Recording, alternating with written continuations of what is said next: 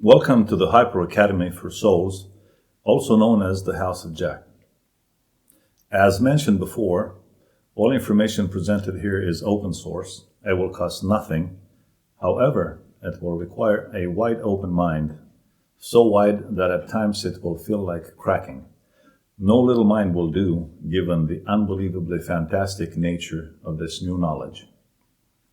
This is the new and final story, gifted to the mind of humanity, direly needed in order to fulfill humanity's new destiny, that of champion of creation. Take no pride to this news, for it is not a medal of merit. Rather, it is a terrible, most terrifying news, and it comes as the result of the illogical status quo that we're in at the present time, a human evolution that did not meet parameters. Kind of like a slow messenger, part of an army of messengers, each carrying a different yet equally important message that together with the rest of the messages will help complete the evolution and growth of the child of the divine cell. Humanity is that slow messenger, and the collective human experience is the tardy message that will complete the absolute experience needed in order for the divine cell / creation / child that we are truly part of to be born and fulfill its destiny. It is not a pleasant realization knowing that humanity is lagging behind puts the whole of creation at peril.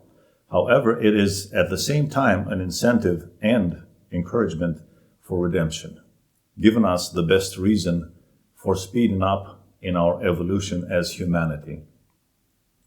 It is true the fact that our deplorable status quo is largely due to the persuasion, or rather coercion, brought upon humanity by mental entities well outside of the spectrum of love, namely the dark chimera through the minion under its spell, the bad chimera. But there's still a good chimera at work, still vigilant and willing to go to any sacrificial length in order to assure that the divine cell, the child in its care, will make it to the successful end of its growing processes. That is the only reason for which the Hyper Academy came into our human existence, and its goal is to awaken and reacquaint the sleeping free spirits to their sacred mission. At the same time, the Academy encourages any and all minds to get a taste of this live and eternal new story, this way getting themselves awakened in the process, thusly managing to avoid an absolute and irrevocable demise. This new story has the ability to switch one's existential resonance from that of a regular Joe headed into certain death to that of a free Jack spirit, starting on an unending journey of experience and eventually becoming a free spirit, eon mind, an eternal being at one point. Little does the unawakened mind realize that its existence is actually hijacked from its flight to destiny and placed on a miserable course towards an ugly and total death. Any death of an unawakened mind will serve creation itself nothing other than a human-sized portion of death. In other words, it will kill creation, well, a portion of the creation of the size of a human life. A sobering and difficult to bear thought, is it not? Well, cheer up, for here is the best chance you'll ever get at declining participation into the murder of the child, at the same time getting a real chance at changing your mental perspective to that of a protector of the child. Here's your chance to get to know and join the elites of the experiential minds, or souls, or free spirit minds, etc., and become a champion of creation yourself. Fair warning though, this new knowledge might feel at times like an impossible burden to carry in your present state of mind, and that is due to its newness and mind-stretching nature. It is, however, the kind of original knowledge that even the most powerful schools of thought wished they had on their curriculum. Also, it will get a bit tedious as well, but that only due to the phenomenal quantity of detail exposed and or implied. To all those enrolled, I bid good luck and good thought. Let's meet Source. As origin for our creation and implicitly the origin of us, human minds or human souls, the source that created us is a love-based source, the result of an absolute unification between two grown and matured divine cells. There are many classes of sources, but we'll reveal only those relevant to our story. First, we have minor class sources. Sources resulted out of the communion of free spirits, two or more. Then we have major class sources. Sources resulting out of the absolute unification of two divine cells. They are love-based, and they're expressing the experienced true love by spawning or projecting fractals of itself, known as spirits. Third, dark chimera class sources. Dark sources resulting out of the communion of two or more dark chimeras, all of them absolutely complementary to each other as to form an absolute whole, a dark chimera source. This is an extremely rare occurrence. However, it bears a certain relevance to our destiny as human souls. There are many more types of sources, but we will focus on the one with utmost relevance to ourselves as human souls and our creation, the divine cell that we are part of.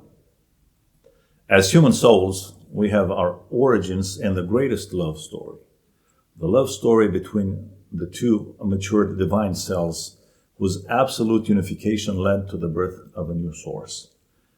Due to an omnipresent and most mysterious pulse coming from a different dimension and entering through the core of the source will radiate fractal projections spawned outwardly. These are the spirits. You know the rest of the story. Each spirit gets split into two, and they all end up huddled together in a coma-like state, forming the nucleus of a divine cell, also known as a chimeron or divine baby, or simply put, a child. A bit of explanation on how divine cells grow.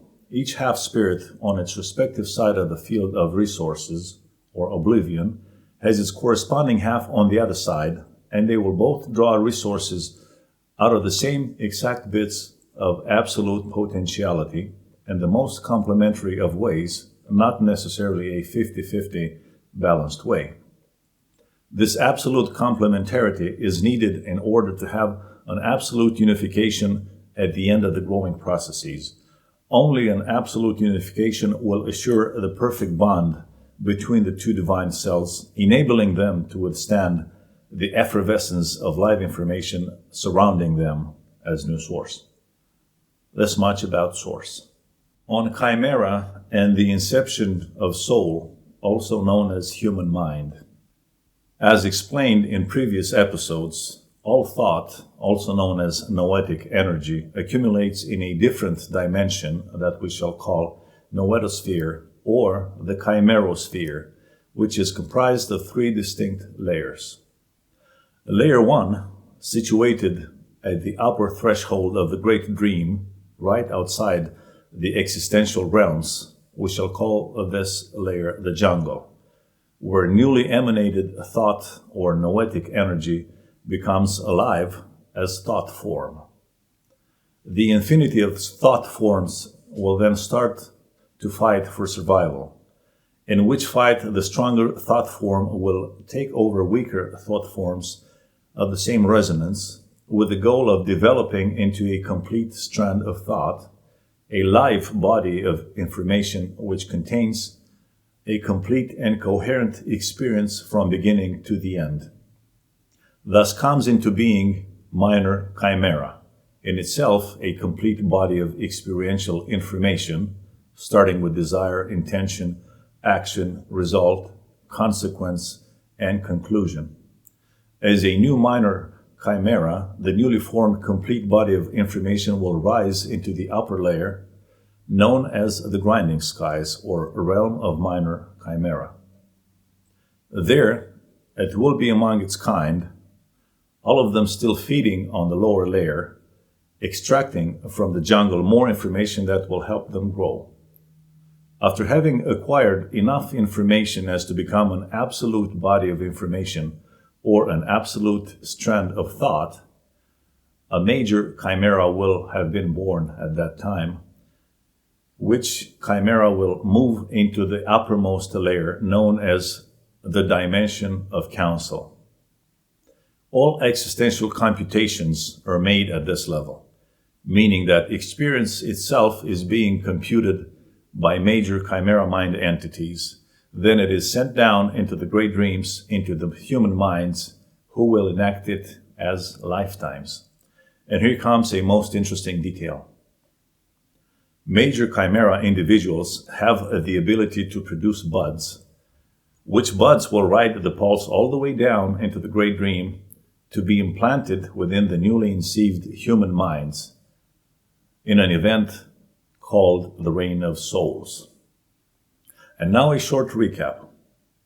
We have a sparklet, a second-generation fractal projection of the parent spirit in the nucleus, the battery, we also call it, itself enveloped by a lesser mind, namely the existential mind containing the destiny or destinic drives.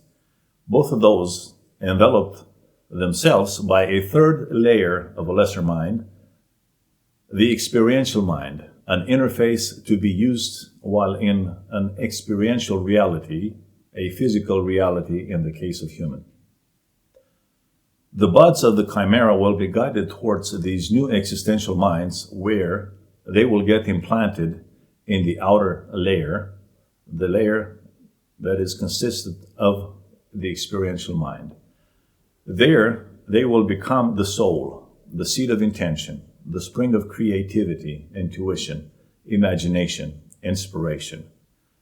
They will also start developing into the self, the ego, the I, the self-realization that can potentially turn a captive soul into a free spirit, an eternal being. In other words, it has the potentiality to turn a guaranteed death into immortality. Within these buds of chimera are encoded all human drives, passions, desires of the highest kind, a gift to the experiential mind, the human soul, from its guardian and protector, the good chimera. After all, who else knows the mind of man best? Whether a human mind gets to benefit from all these treasures from above is depending upon how much hold the spell of the dark chimera has over it. It all depends on the atmosphere it grew up in and the level of protection against the spell that its human parents provided it with. And that is all for now regarding soul.